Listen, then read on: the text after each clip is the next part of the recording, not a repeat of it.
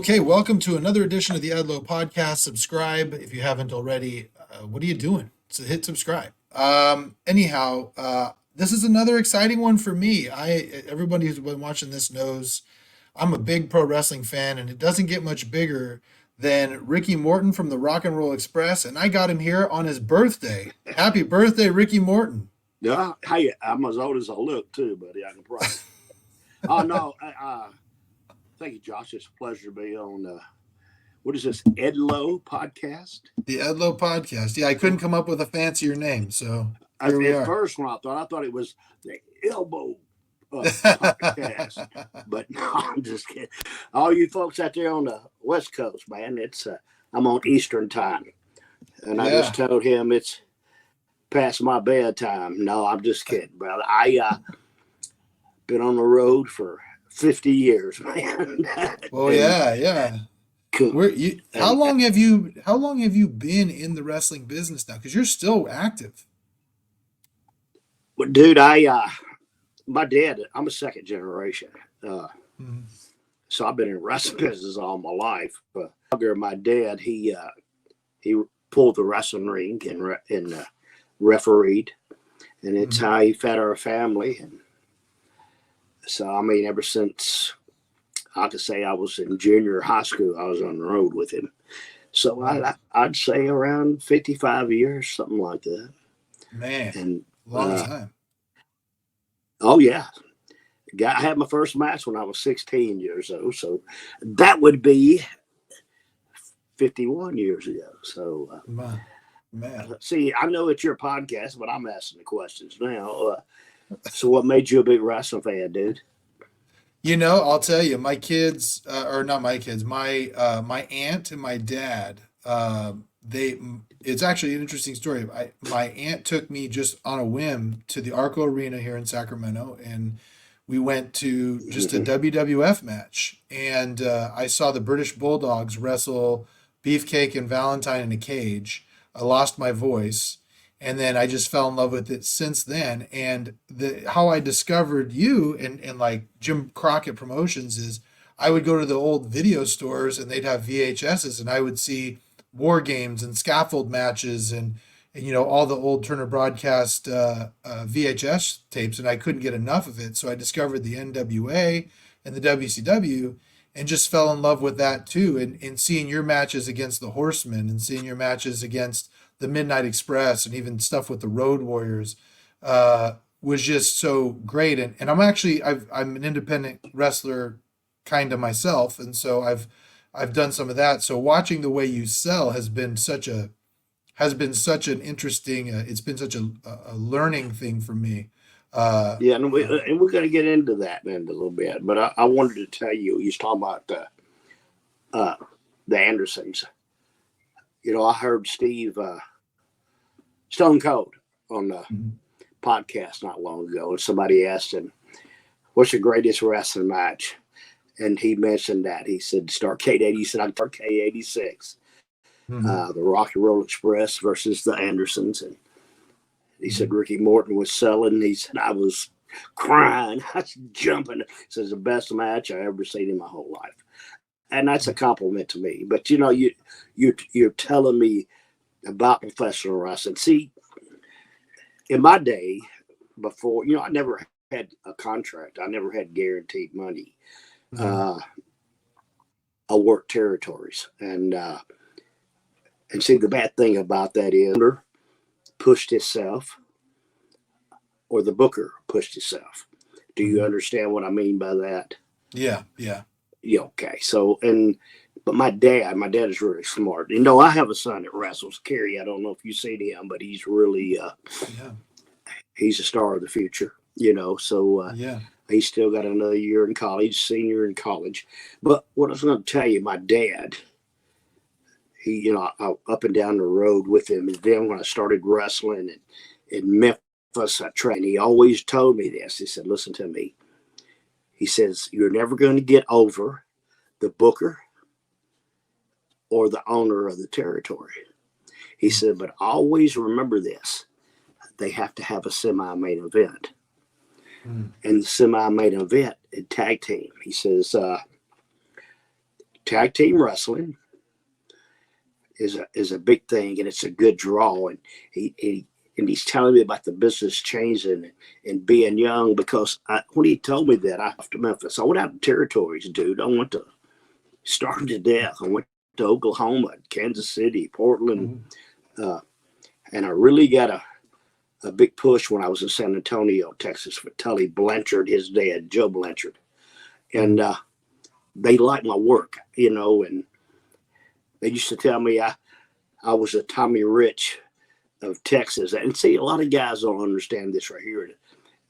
Tommy Rich was the first young guy to ever get a push. And matter of fact, he was the youngest heavyweight champion. But Tommy Rich was the first Hulk Hogan, really. And I'm telling you, because it's territories and people don't understand this. I hear guys all the time telling me, "Oh man, I wish it was back to territory days." No, you don't. No.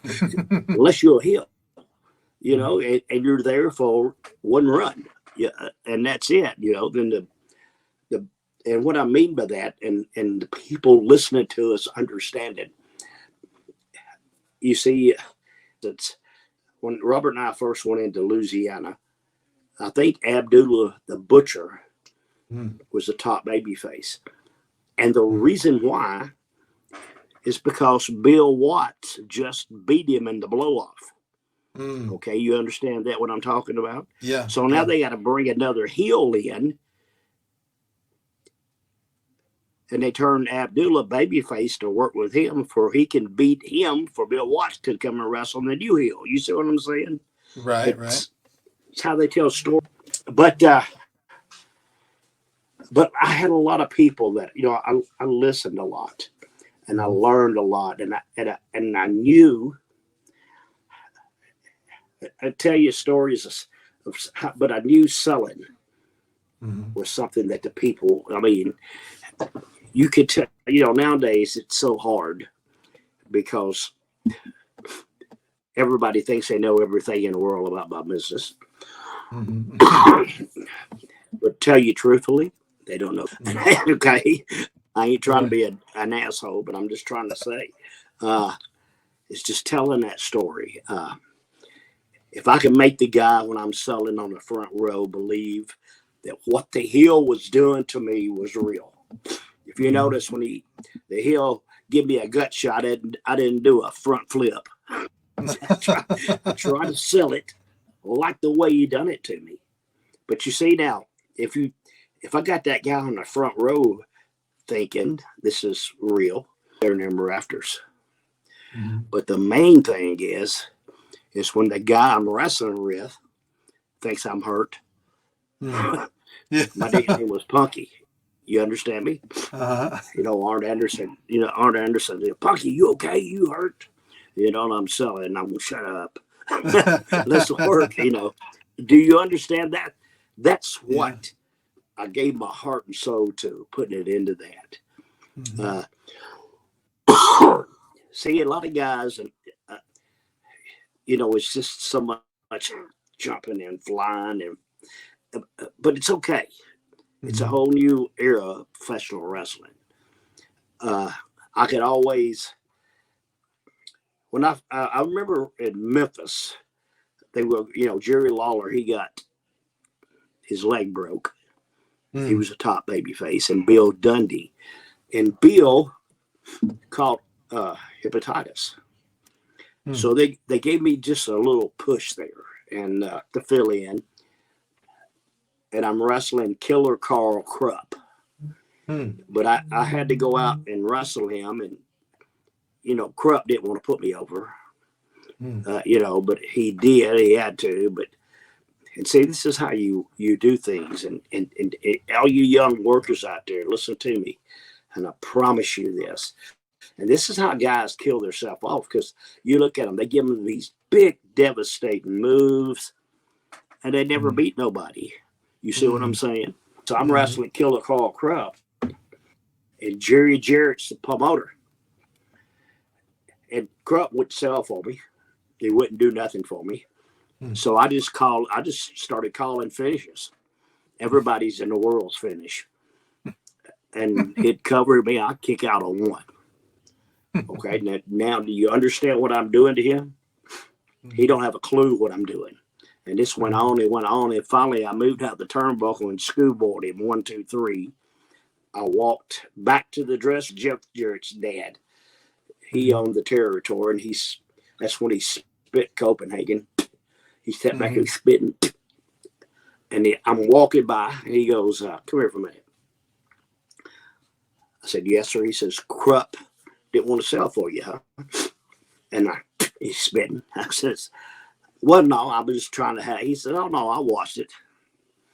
He says he gave you every finish in the world, and you kicked out on one. Ghost, and that's when they were affiliated with AWA up in Minnesota. He goes, I never forget this. He goes, "I'm gonna have to call Vern." And I said, "What's the matter?" He says, "Oh, we're gonna have to put the world belt on you. You're the toughest son of a bitch I ever seen in my life." Okay, now do you understand what I did to him? And he didn't have a clue. By him not selling for me, I was smart enough to me having a problem or me doing this and having a shitty match. We tore the place down. And all I did was move out of a turnbuckle and schoolboy. So, and that's really what I got to call on about selling. But I was telling you earlier, my dad, I had a bunch of different tag team partners. Sonny King. I don't know if you know Sonny. If you don't, if you do your wrestling history, you will. He was bad he taught me a lot. Then me and Eddie Gilbert was me fellow. I don't know. Sorry, I'm coughing. Me and Eddie Gilbert went out to Oklahoma as a tag team partner. Then I came back to Memphis, and a man by the name of Ken Lucas. And if you do, ever heard of Ken Lucas? I have. I've heard of him. I haven't watched much of his stuff. But he's the greatest baby face ever because he knew how to sell. He didn't die in the ring. Thing about it, a baby face, if you have a good heel in the ring with you, he won't let you die. He'll keep you alive, keep you alive, keep you alive. And Kenny taught me all this stuff. And by the time that Robert and I, and don't get me wrong, Robert was a great tag team partner. We were great. But you see, if you watch our matches, it's me selling, giving him a hot tag. And he had the better side of that deal, didn't he? Yeah, and then the angles, they always hurt me. You see what I'm saying? Yeah. But it's not saying that anything bad against anybody, but I knew how, even Dusty Rhodes told me, he says, "God," and so, because it's hard when you're a booker to make somebody understand in your head what you want. But Dusty always used to tell me, and he says, "Ricky Morton," and he did. I did a podcast with his granddaughter. I'm sorry, Dakota, not long ago. Terry Reynolds and Dustin's girl, and she told me that I asked my grandpa one time. I said, "Grandpa, I know you're the greatest baby face of all time, but who's close to you?" And he looked at her and said, "Ricky Morton's the best baby face ever." So I mean, that's a hack of a compliment. But let me tell you, man, I'm into you fights. It's it's a hard business, and it especially when you're getting paid by how many asses you're getting the seats, and then the promoter gets the first count of that. So how that works. Yeah, let me ask you a question on that real quick. You mentioned, you said a good heel would know how to keep you alive. Who did you think, if you could give me some good heels, who did you think was the best at that, to understand that? Like Bobby Eaton did his Condrich. When you're selling, they keep you alive. Yeah. Ole and Arn Anderson. Ric Flair was really good at it. Now, to tell you, Hulk Hogan big icon in our business, buddy. I'm telling you. I mean, he Mm-hmm. changed WWF and took it to a whole new platform. Mm-hmm. But when it comes to the true world champion, Ric Flair was the best ever. Mm-hmm. And that's what I was going to, that could keep you alive. And now, been at the right place at the right time. I always tell guys this in our business. It's been at the right place at the right time. We were real hot in the Carolinas, and they were grooming Magnum TA Mm-hmm. to be the world champion. And Magnum had a car wreck and paralyzed himself. Mm-hmm. Well, now they don't have that baby face. And I had a single match somewhere, and Ric Flair has seen it.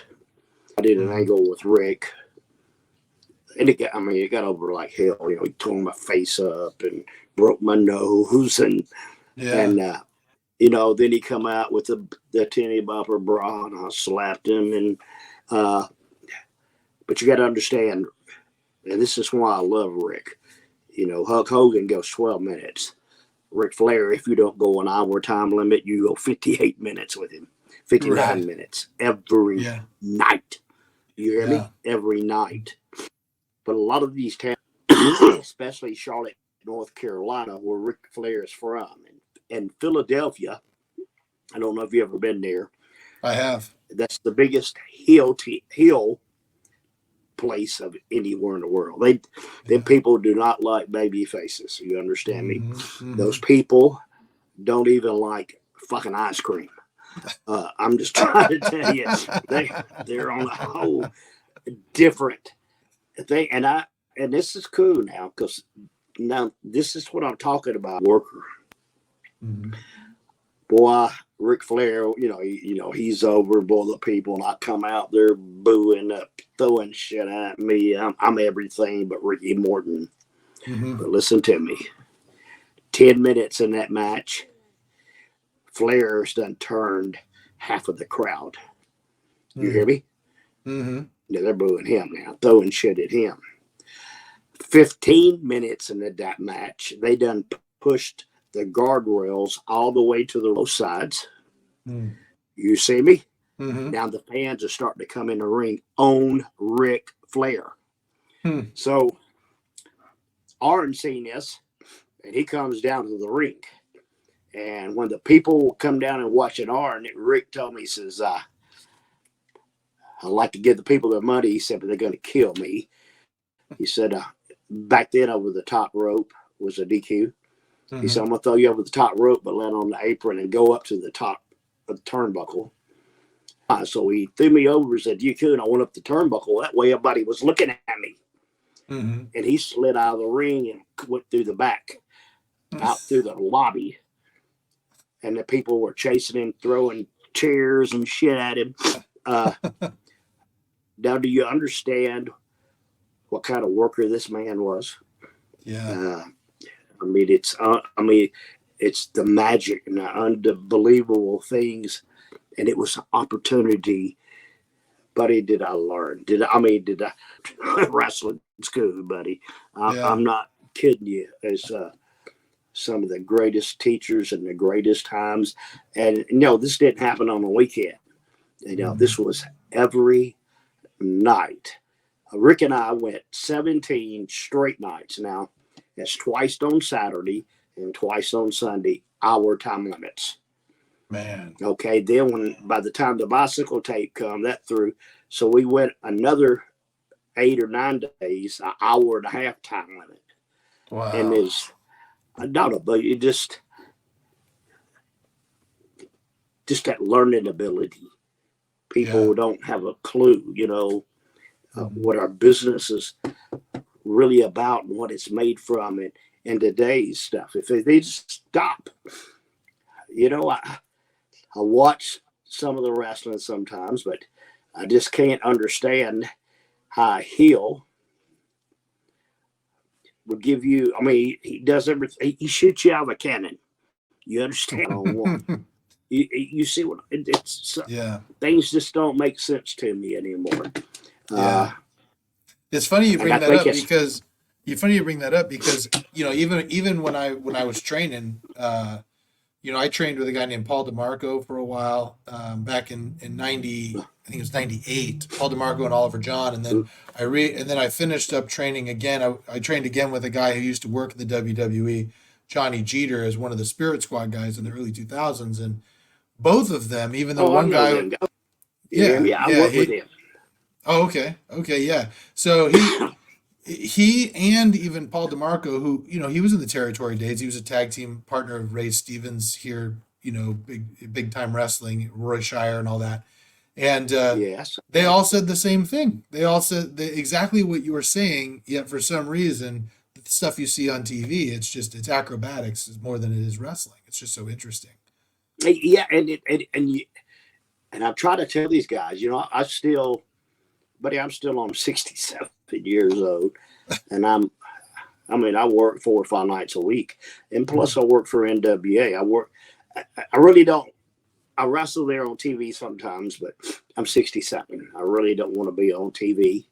But on the independent circuit shows, man, I can tear a house down, because I know how to get them people going, how to get them behind me, and how to do this. But see, it nobody takes the time, and the independent guys, I mean, they're gonna lose some of this stupid stuff they does. And let me tell you, doing that triple flip off the top of the building into the ring, I mean, it's impressive, but I promise you, it's not going to get you a job. It's never going to get you a job. Our business is different. You got to be able to talk. You got to have that swag. That's the reason I have my son. He works for NWA. He's the head of the marketing there, but he's got to get his education first. And I didn't have a chance to get an education of our business. It's so cool. I mean, you can make a lot more money and go so far because, I'm going to tell you this right here. You can make millions in our business and work behind the scenes. Yeah. And so be ready for all of it. I mean, it's what is your son going to school for? Marketing. Oh, nice. He's a cheerleader. He had in his senior year in high school, they got him to try out for cheerleading. Oh, nice. He didn't get a 4-year scholarship in cheerleading. And you know what? They were in Division II NCAA. They won the cheerleading championship. I mean, he's got an NCAA ring. I have a WWE Hall of Famer ring. I don't have it on now, but he has a national championship ring. Yeah. There's a lot of difference in that. Yeah. Than diamonds and rubies. You see, unbelievable. So, it's that's been. And he got his education, and he gets his bachelor's this year, and we're talking maybe because they already offered him another year if he wanted to get his master's. So nice. Yeah, and he's in marketing, and that's what he does for. He's the head. He just started maybe 3 weeks ago. The head marketer for the NWA. Oh, that's awesome. That's cool. That's cool. And it's also got to be cool because you were such an integral part of the NWA, especially, as it started kind of fading away and WWF started taking over. You and Robert Gibson, and you were kind of some of the last guys in that. And I wanted to ask you, well, there's a couple things I want to ask you. I'll start with this first.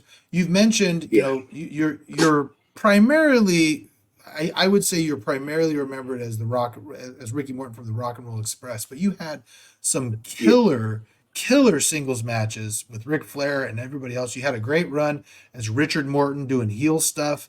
Did you prefer singles matches versus tag team, or did you care? Well, what I knew that I was going to, and understand me this, I knew that I was going to go further as being a tag team because it was still territories. A single wrestler, you wasn't. But I'm telling you, and not unless you own the territory or you're the booker. And you wasn't going to go much further. And then you asked me, I liked all of them, and it's when I was a younger kid, I was telling you, I got a break in San Antonio, Texas. I did Our Broadways with Nick Bockwinkel.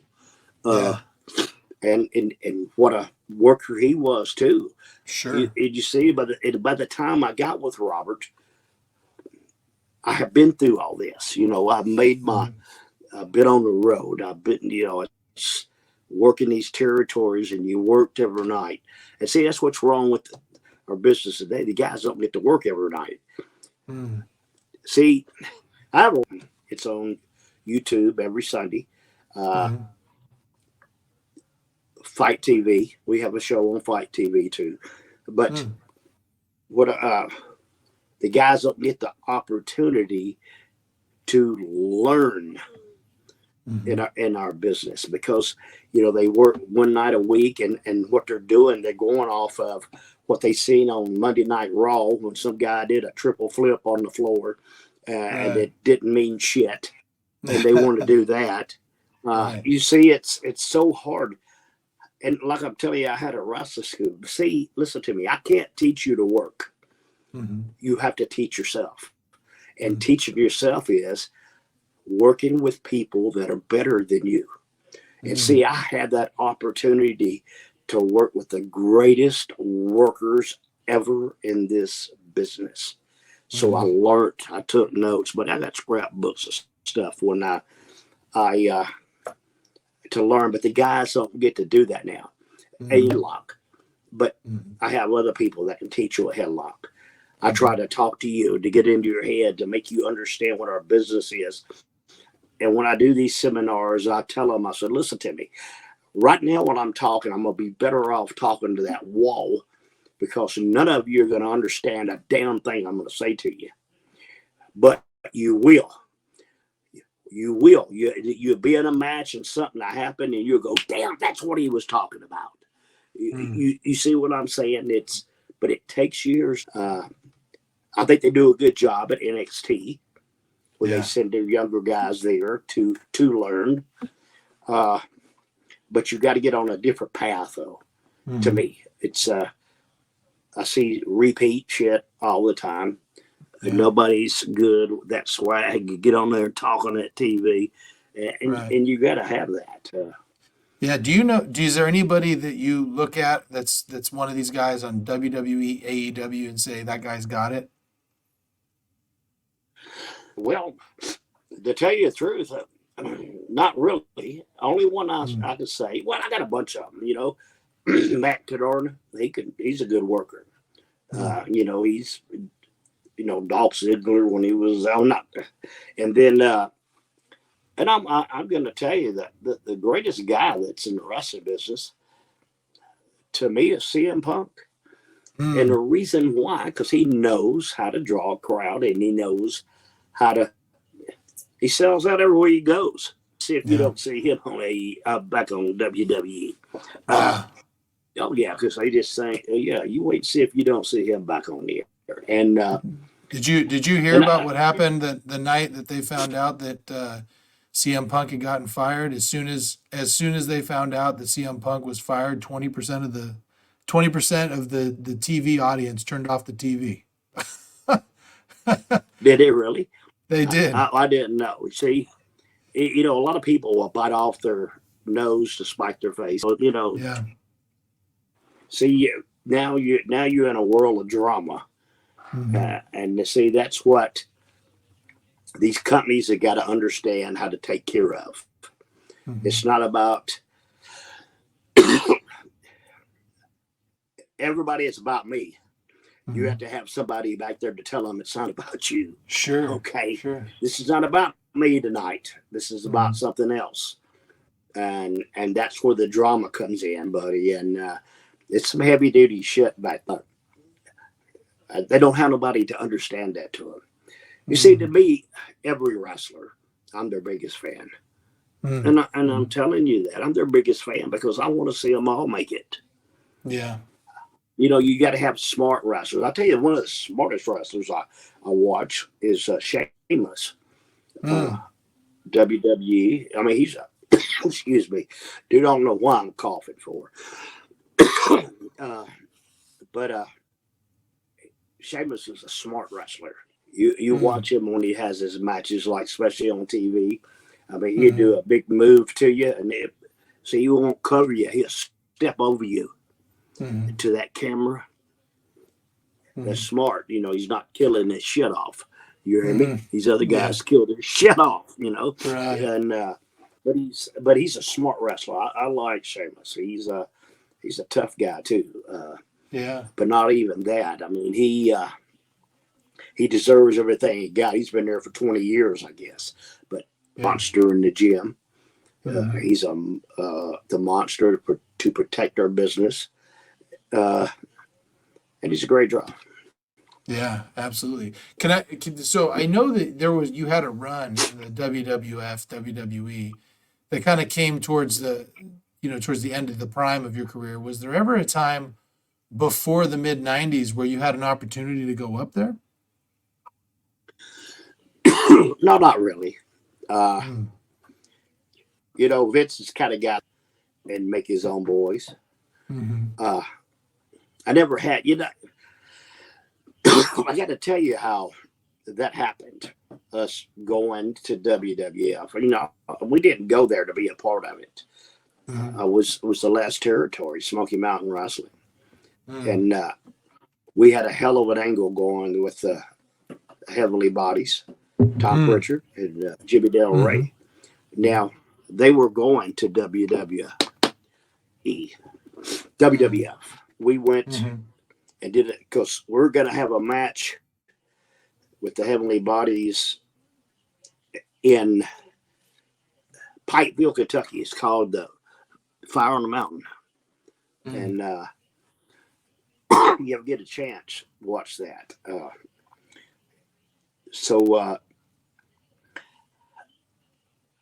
So we went up there to wrestle them, and they beat us on pay-per-view. You understand me? So now, see, this is back when wasn't all the shit on for the social media. You didn't have all this stuff, and down in the small territories, they still believed a little bit in what you're doing. And so we go up there. Then when we come back to have the loser leave town, they think that we're going to lose to go to WWF, but really it was them. And if you get a chance to watch the finish on that match, Jimmy Cornette put a lot of time in that match with us. And the people thought the whole time, but dude, this finish, I think for a small territory ever. And we beat them. And Jimmy Cornette always says, when it hit 3, they were throwing babies in the air. They were doing, how Jimmy exaggerates. Yeah. But it's really, it's a whole different ball game. I never planned on going to WWF. I went into business for myself. You hear me? And out of all the NWAs and all this, I make more money now than I ever made in my life, and I'm 67 years old. People think, God, you wrestled NWA, you wrestled that, you made millions.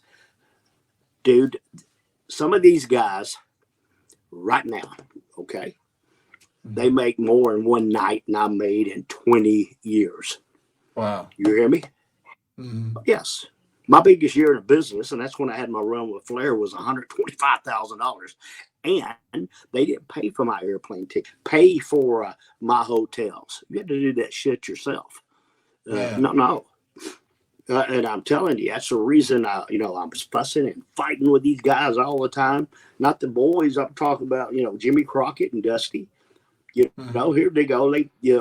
Jimmy Crockett goes buys a private jet for him and Dusty to fly around in. You have to kiss my ass, Right. I mean, we're out here hustling, selling, working our ass off. No, but that shit didn't get over with me. Heat. Not even with him, all of them, we had many fuck you fights. So, and man, and did you go ahead? Let me ask you, another thing I wanted to ask you was about when I first saw the Rockers, Shawn Michaels and Marty Jannetty come out. I remember thinking, I was like, this is the Rock and Roll Express. They're just trying to rip them off. Yeah. How did you feel about that when you saw that? I took it as a compliment. A lot of other people didn't, but I knew what they were doing. They went. Vern was opposition to Crockett. They wanted to have them a young babyface tag team. But what they did, they took the name of the Midnight Express and the Rock and Roll Express. Yeah, They I called know. themselves And before they Midnight. got to the No, no, WWF, yeah. no. I had no. Marty and Sean both were friends of mine, and I know Sean since he was a kid. You know, he lived in San Antonio when he was just a kid when I wrestled there for Joe Blanchard. You know, he'd Mhm. come to the matches, and his daddy introduced him. He was still in high school, and Mhm. I'm going to be a professional wrestler. You know, Mhm. cool. And Yeah. by God, he become more than a professional wrestler. He become an Yeah. icon, and Right. and that's cool. Yeah, I Yeah. like that. So in your 51 years now of wrestling, what would you say was the best time of your career? Like if you could come into a couple of years, what would you say that was? And it's really, a lot more and worked on top in NWA. But the best time I had in the wrestling business is when I worked in Memphis. Mm. When I was a kid, I worked in Memphis for 2 or 3 years for Jerry Jarrett and Jerry Lawler. Now, understand me, when you're in a territory and you don't have contracts, Mhm. see, the boys depend on each other. You hear me? Mhm. Mhm. So you got to understand when I'm saying the boys bond. Now, one thing that was really strict about was kayfabe Yeah. in territories. All over, bro, you did kayfabe. And these guys, I would not know how in the hell they would even have a match. You never see, when we at the building, the heels were on one side and the baby faces on the other side. You didn't even get your finish until you got in the ring. And they didn't have nobody to write down you a big do this right here, do this, or do that right there.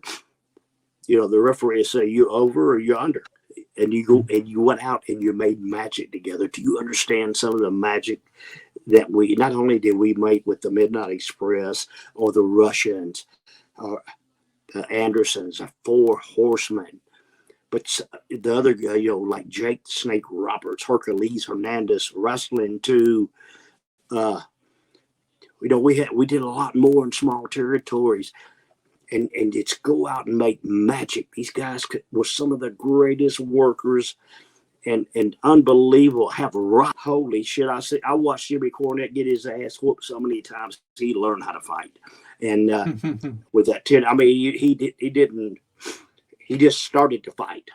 Fuck this. He was getting the hell beat out of him all the time, and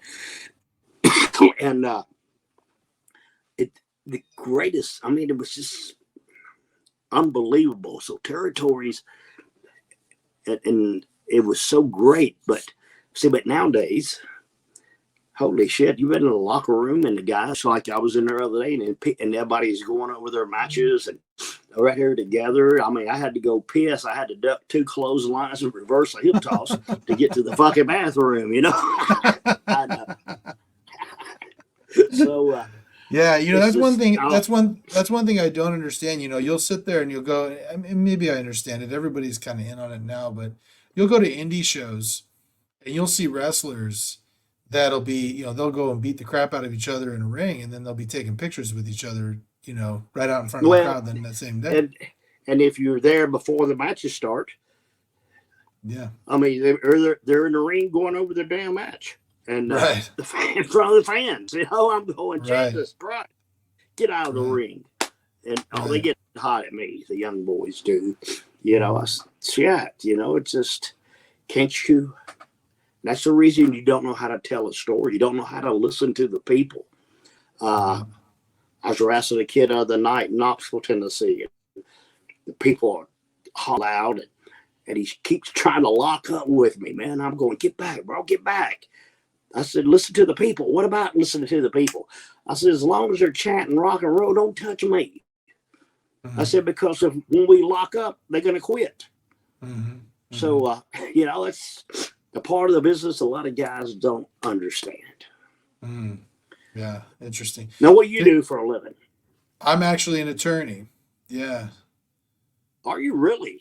I am. What kind of criminal lawyer? No, Divorce? no, I do personal injury and wrongful death on the Oh, plaintiff shit. side. people get in car accidents and things. I represent them, and then like I I said, bet you I have do. What's that? you have a lot of good work out there in California, don't you? Yeah, we do. There's a lot of bad drivers out here, so yeah, we do. We got a lot of I, we got a lot of them out there. I have a lot of cases, no, and that's cool, buddy. I mean, that's awesome, man. yeah, That's really awesome. I really enjoy it. You know, it was interesting. So I wrestled for about a year when I was 18, right out of high school. I'm Mormon, so I went on a mission when I was 19. But in between, I wrestled a Uh-huh. little bit. And you know, I'm 6'7". You can't see here. I'm 6'7", 285, and Are so you really? I am. And so and I played basketball in high school and all that. And then I trained to wrestle, but I never finished the training.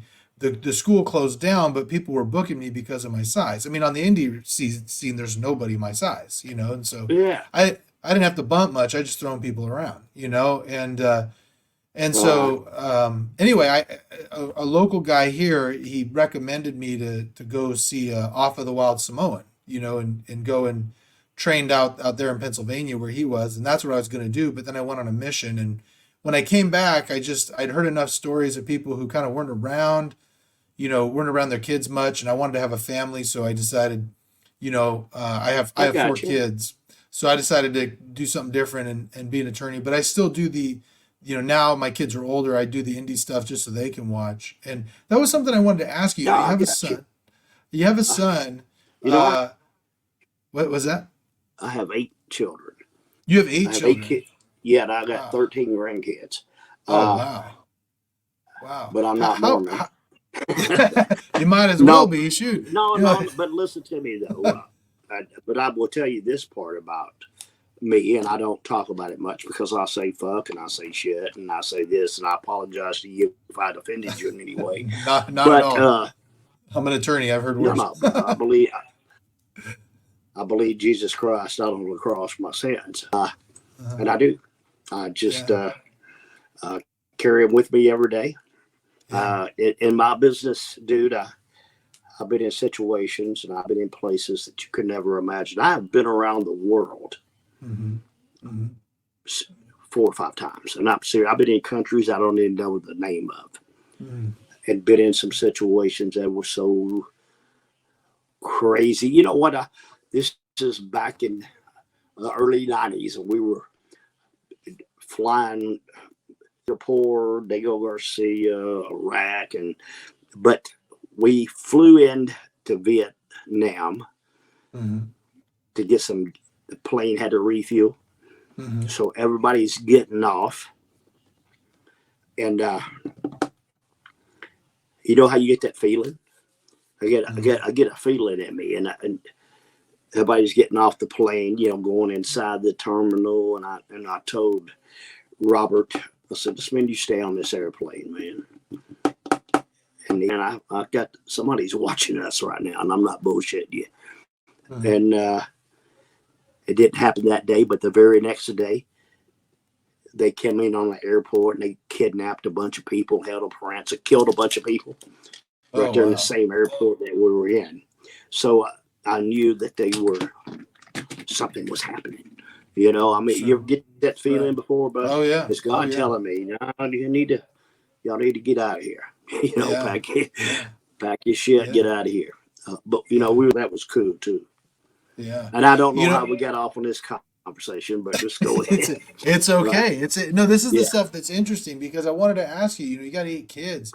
You know how hard, especially back then when there wasn't any of these FaceTimes and social media and video chatting. No, but You know, I no. got to imagine when you're on the road 300 days a year, it's hard to keep up with the kids.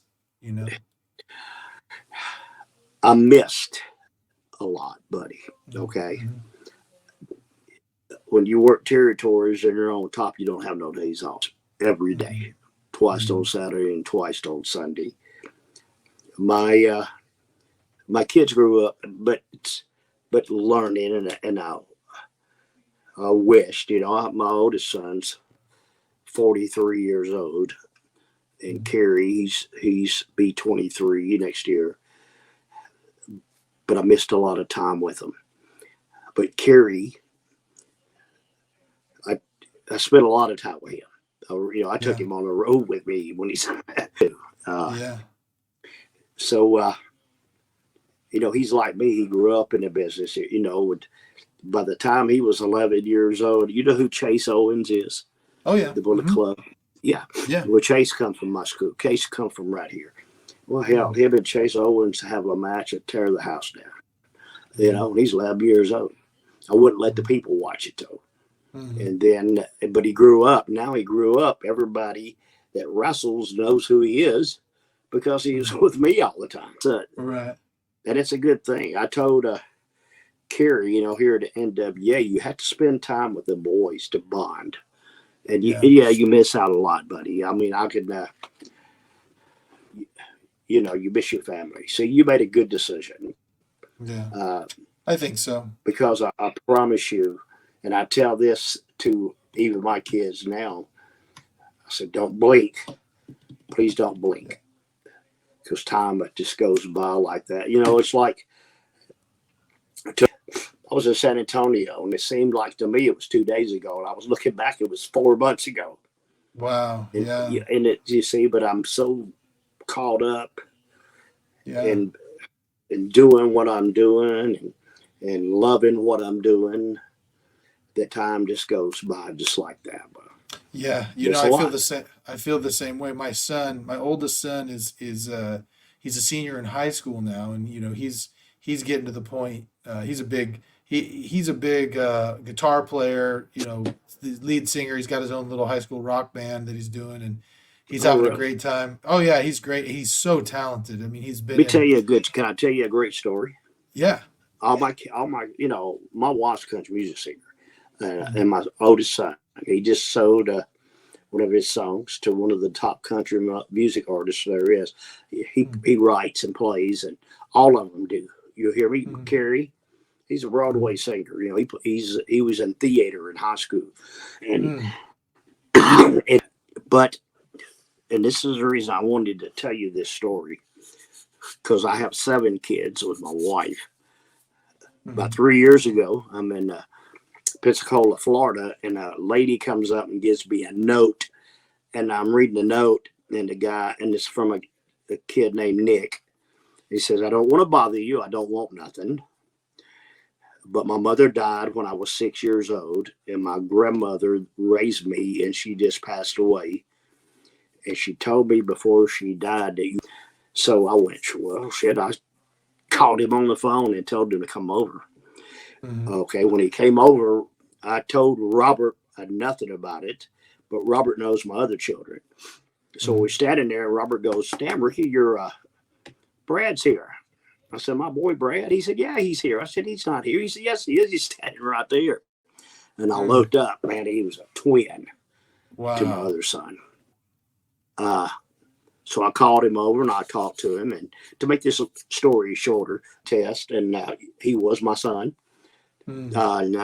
And now he has a mother, a daddy. Yeah. He has 7 brothers and sisters and a lot of Yeah. things. But what do you think he does? Well, I have no He has idea. a rock band. He has a rock band. Plays music, travels everywhere. That's So awesome. now, I mean, it's just like unbelievable. Me and my family, I venture outside that black box, and we're fixing to do the show called the Missouri, uh, Mm, because my wife's a hell of a singer, dude, and mm. you can look her up, Andrea Morton, and my oldest son Jonathan. Oh, they're great. They write music and do things, but I'm not a great singer. I can play, but I do stand up. So we Nice. I started off with that, and then they do the shows, and I'll come back out and maybe play the last song with them, and Nice. after they hear me sing, they all leave anyway. So, but they go. So I mean, did you play college ball? No, no. Like I said, I went on that mission, and when I came back, Okay, there wasn't a lot of money to go around, and so I had to work to get myself through college. So I didn't have time to play. I started at did community too. college, and that's just Yeah, how it went. But I still play basketball. I still go to the gym 6 days a week, and do stuff like that, and so I keep myself pretty healthy. I I'm wanted to. 67, and I'm at the gym every morning, buddy. I But know. go I ahead. saw a picture. I saw a picture of you today. You're 67 years old and you're still rocking in the gym, man. Yes, It's a, sir. Every day, buddy. yeah, yeah. All right. That's awesome. Go ahead. You was going to We ask me what I didn't mean to cut you off. Oh, I was going to ask you, we talked about the best time of your career. Was there a time that you would say was just a bad time in your career? Yeah, buddy. And this is bad to say, but I'm on a podcast and you're asking me this question. Yeah, I got strung out Mm, for a while. mm, It wasn't because it was just because it was there, mhm, cocaine and drinking mhm, and but my wife got me out of that rut. You hear me? mm, I mhm. mean, I just didn't. You know what? And it's hard to say. I have two brothers. My younger brother died, but they, they were addicts with the. But I didn't do Uh, that. I snorted and drank, and hell, I used to mm, smoke 3 packs of cigarettes a day. But wow. and then just one day, just something hit me, and I just threw the cigarette away like that right there. I quit smoking, doing drugs, and I still have a beer every now and then, but I don't. Mm, I don't quit all that. Hell, I drink a fifth of whiskey. I don't know if you know anything about cocaine or not. It keeps you, you snort that, you drink a fifth of whiskey, wouldn't even know it. Smoke two mm, packs of cigarettes, and wouldn't even, and just, yeah. but, I was in a rut of my life. I don't know what happened to me, Mm, but, mm. You think you just got caught God, up in the lifestyle or? oh, yeah. Mm. Well, you got to understand, buddy. I tell you things that you wouldn't even believe, but I don't want to say some of the stuff here Hey, we got on we got on time. I here. want And I some of want the I well, want some and exclusives. some of the places I've been, and it's like the day I can't believe. It was my birthday, and you get text Laurel's, Lawrence Ferguson, Ranson. Mhm. Yeah. They're big, yeah. See, all them guys are friends of mine, and Oh man, I Lars knew, Lars is a huge wrestling fan in the Bay Area. He's out there all the time at all oh the indie yeah. shows. Yeah. Oh, I was in Frisco before all this COVID stuff. That's where I met Lars at. He come to Yeah. the show, and I'm looking at him. I said, "Man, I know you. You play music too."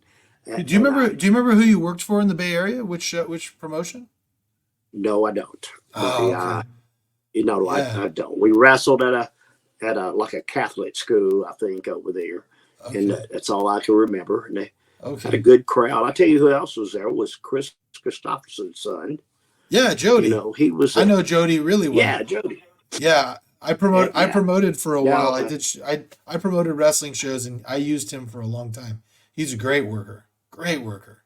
but you see, yeah, I'm into music, and you got to understand it. And when I met Jody, I Mhm. said, "Did your dad write Jody and the Kid about you?" And he said, "Yes." His dad. You ever heard the song Jody and the Kid? I don't think I It's have. about No. him. Chris Yeah. Christopherson wrote that. I think somebody else recorded it, but Mm, but it's but no, Chris sung it too. But that's when I yeah. first met him. Because I'm into music, but I know Yeah. a lot of people. Man, I'll be tell you, this is a great one time. Me and Ric Flair, we were out in New York City, crazy buddy, and we're going down to a Hard Rock Cafe because Chuck Berry's playing. All right, Mm, so man, we walk in there and Ric Flair pays $1,000 for 2 tickets from him to go in there.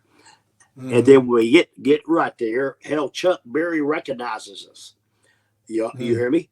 And he puts Yeah. us up on stage, and I'm on stage setting, and I'm sitting in the chair, and I turn around, and God damn, the guy that played one of the Bruise Brothers and Ghostbusters, Dan Aykroyd. Dan Aykroyd, sitting right beside me. Oh man. What's up, man? And then the next thing you know, it's 2 days later. You hear what I'm saying? Yeah. Oh, oh yeah. And I've been in those situations a many a times. Man. Is partying. Gosh, I don't know, and I'm not trying to say it's nothing bad about your state because I'm not into politics and I don't. Buddy, I was back in the days with Motley Crue in Man. L.A. Oh yeah. Holy shit. Oh, I bet. Oh, brother. I mean, girls, you ain't kidding. But, and man, what a time we had. But you know what? I just went back and did a show for A&E. We filmed it out in L.A., World Country. I'm serious. I'm sorry to say that about anybody in their state. That's why I live up in the mountains, bud. Yeah. And that was horrible. Yeah. I mean, Sunset Strip, brother, it used to be the happiest place in the world, and I couldn't believe when I laid my eyes on it. Huh? Yeah, Los Angeles has gone way downhill. I just took my two boys down to see Metallica at SoFi Stadium, and man, you can't get about a half mile out from the stadium before you're just homeless people everywhere. People, just I mean, tents everywhere. Yeah, I seen syringes everywhere. I seen yeah, people just. I'm sorry, I don't know. Like I told you, I'm not into politics. I'm not, but somebody's got to do something to help everybody. Yeah, not just ever since COVID, LA's been a rough area. It's been bad. I mean, I think they said something like 70-80% of the restaurants closed down and people out of a job. I mean, it was pretty bad. I wrestled in the Forum one time, and Forum. I remember the Skid Row rock band. The guy named Snake in there, who was a lead guitar player for him, and he was a buddy of mine. So he come to watch me wrestle because in LA the show starts early, and then he kept coming to me, telling me, "Come on, let's go." I said, "Where we going, bro?" Opening it up for Guns N' Roses in the Coliseum. He said, "You're with me. Let's go." And I got my wrestling gear on with my pants and my wrestling bag, and I'm getting in the back of a limousine, and I'm changing in there. And Lord, brother, what a night that was! I bet. It just, oh man, you lived, you were the rock and roll express. You lived the rock and roll lifestyle, and you were considered kind of like the teen idol of the 80s. Well, let me tell you, we were rock stars. Every rock band, you knew who we were. They'd be in the town, and they would get a hold of us somehow and invite us to their concerts, and if we were there, because we were a lot of times we were in town. I was coming back. I had to do a double show, and I'm so tired, and I'm driving back, and I noticed when I pulled into the gas, this $2 or $3 million book, and the guys are getting off of it, and I'm pumping gas. Listen to what I'm saying to you, and you're gonna really freak out. Okay. Okay. I'm pumping the gas, and they're getting off, and they're all looking at me. And the last one stopped, and he goes, "Hi, Mike. You wouldn't happen to be Ricky Morton, would you?" And I went, "No, but I stayed in the Holiday Inn Express last night. Just, I'm just." He goes, "Oh shit!" He said, "Come on, go with me." And on the bus, and I walked to the back, and listen, they open this big room up. It's a big screen TV, and it's me and Ric Flair fighting. And I look down, and it's Steve Perry of Journey. Oh, it's wow. Journey on the fucking bill. Wow. And he told me, he's looking, he goes, "How'd you get him here and him there?" Because they knew he was a big fan of mine. He said he was out here pumping gas, and he's going, "Oh, and I said, "Yeah, bud, I was." And then he told me, he says he became a wrestling fan because of one night we were in Baltimore, Maryland, and he was playing the next night. So they were in town early, and they said we went incognito and went to the wrestling because it's right across the street. And he said, "Man, you wrestled Ric Flair for an hour." And it said, it was, what a compliment it is to me. But Yeah. yes, see how amazing that Yeah. is. Yeah. And the only reason he was on the bus is because his plane broke down. It wasn't going to be ready for a week, so he was on the bus with the band going somewhere. So Man. it's another time, something just to meet, badass. Yeah, that's awesome. Let me ask you. I got a couple. I appreciate you giving me the time. Let me ask you a couple of questions I ask everybody. What would you consider to be Yeah, your biggest success in life? my biggest success after driving is right now is caring about my family. Yeah. Uh, when you raise 8 children on the road, well, Mhm.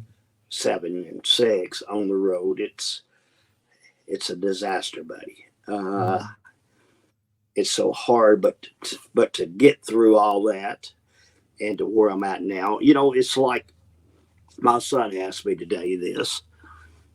He said, "Daddy, what do you want for your birthday?" He says, "Listen to me, buddy. I mean, God gave me y'all." I said, "What else? What better gift could you give Daddy that's better than having you guys?" There's Yeah. nothing. I might not be rich with money, but I'm rich. I'm the richest man in the world. Yeah. I said, I have you.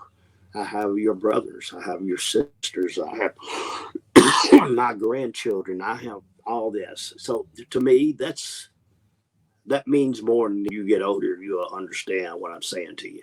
It's like Yeah. me giving you a seminar. You're not going to understand it, but one day you're going to go, damn, that's what Ricky Morton was talking about. And it Yeah. is, buddy. Yeah. Well, let me ask you the next question then. What would you say is your biggest failure in life, and what did you learn from it? Oh, my biggest failure in life was drugs. Mm. Is that cool? I mean,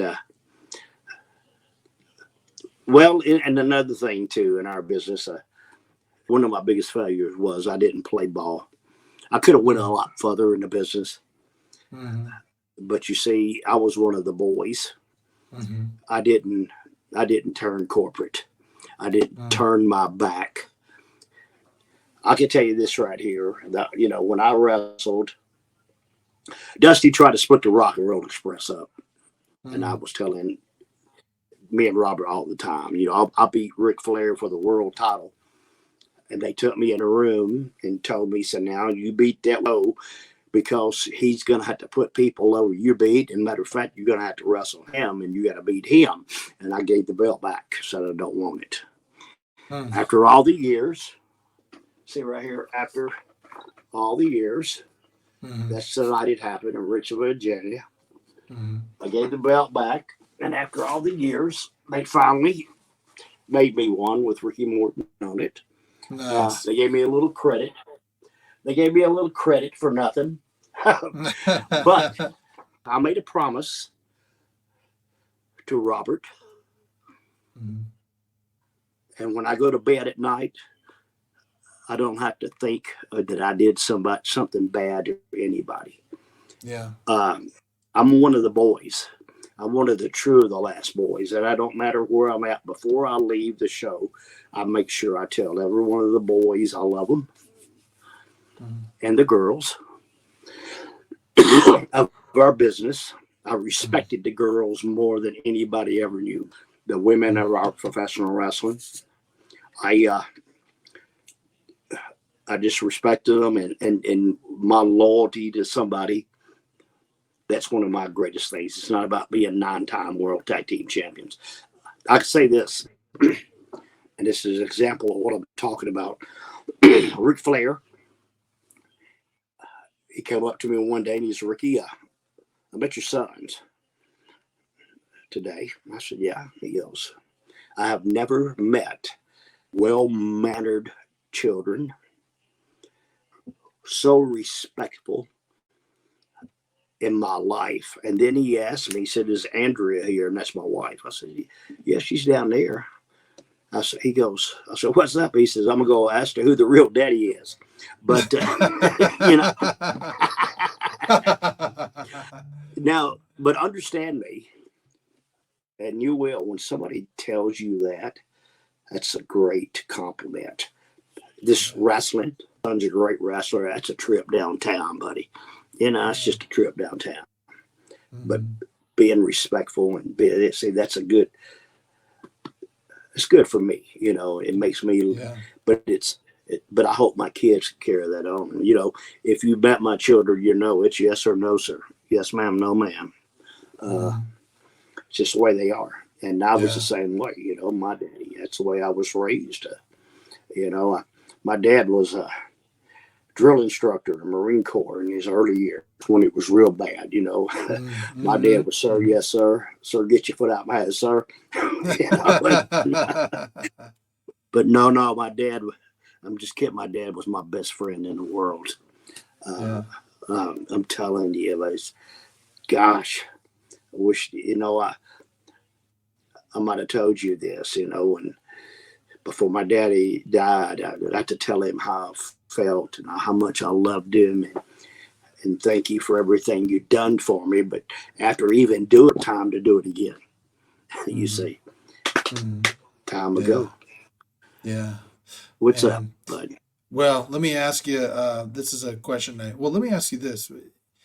What keeps you up at night? Nothing. I'm asleep. Yeah. Yeah.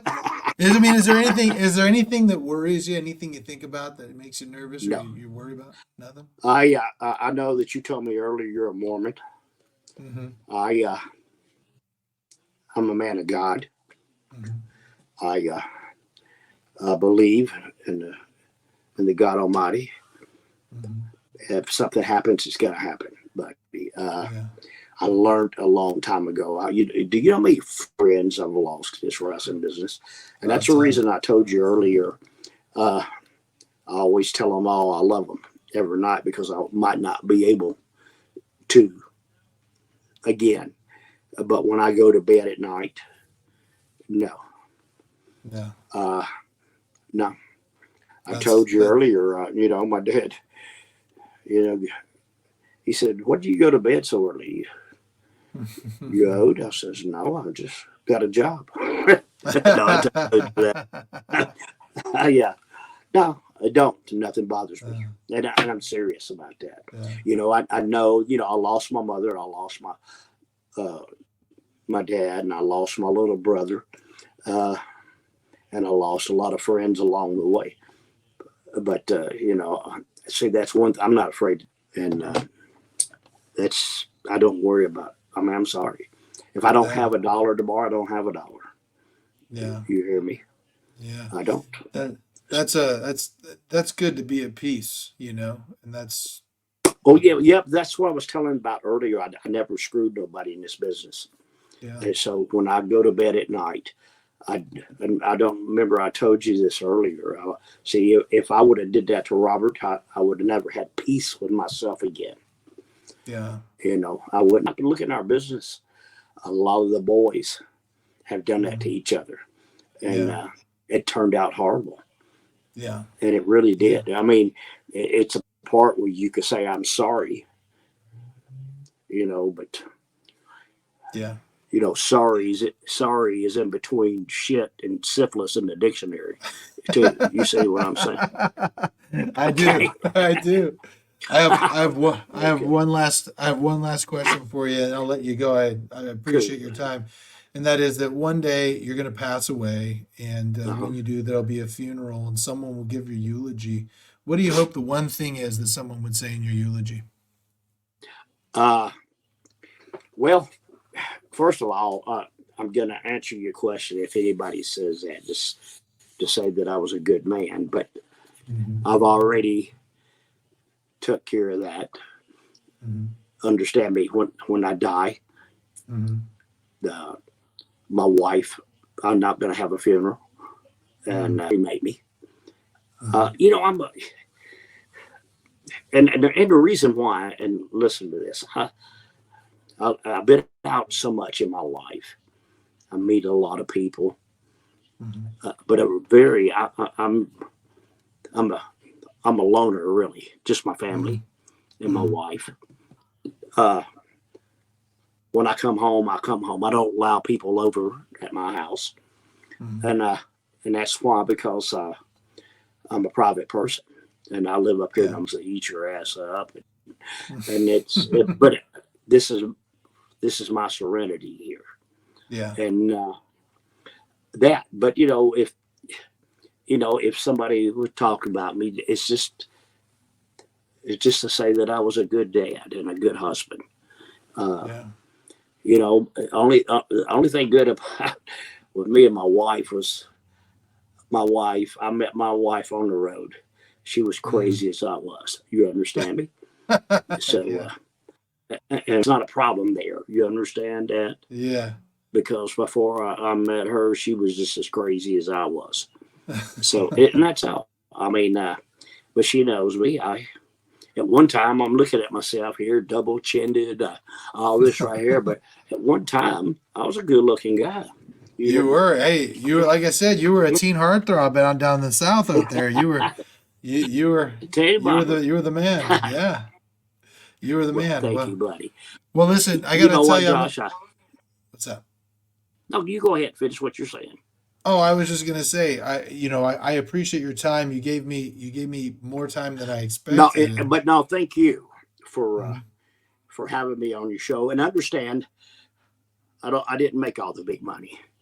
I still have to make a living. And thank you for having me on your show. And I appreciate it. And I hope that one day before I quit, or I'd love to meet you. If you're around, come and introduce yourself to me, would you please? I absolutely will. Kevin Nash, he intrigues me. He's a big guy. And I love Kevin. I did shoot interviews on him. I hate him, but we was the first one to do that, and we drew a lot of money. But I mess with Kevin a lot. Look here, we be in the locker room. I tell Kevin, duck the clothesline, right? And he had to stick his arm straight out. And again, I walk right up under it. I don't even have to duck. Oh, man. So that's awesome. I got you. Well, listen, I appreciate it. Thank you very much. If anybody who's listened, subscribe. We still got a lot more fun stuff coming up. And Ricky Morton, it's been a pleasure. Yeah. I want to tell you, too, if anybody out there is interested, you can find me at Real Ricky Morton, Facebook, Ricky Morton. SOM 505. I have a live YouTube wrestling show every Sunday from my wrestling school.